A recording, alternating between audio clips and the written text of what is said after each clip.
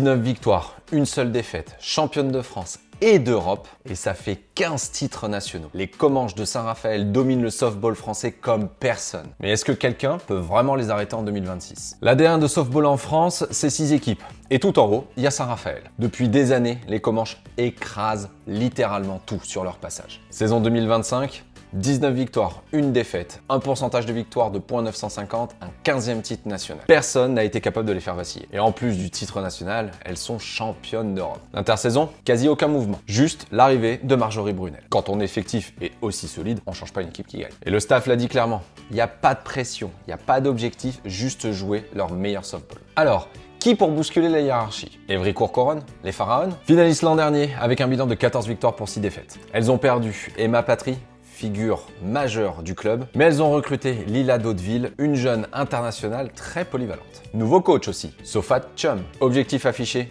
le titre national. C'est sans doute la seule équipe qui a le niveau pour pouvoir rivaliser avec Saint-Raphaël. Pessac, les Panthères aussi. 3e l'an dernier avec 11 victoires pour 9 défaites et qui sont en progression constante. Le gros coup de l'intersaison, c'est l'arrivée de Kimane Rogron, internationale française. Pessac vise clairement une première finale nationale. Ce serait historique pour le club. Et l'outsider à surveiller, Colombes et les Wildcats. Pourtant, bilan catastrophique l'an dernier. 4 victoires pour 16 défaites. Mais l'intersaison a été massive. Effectif reconstruit.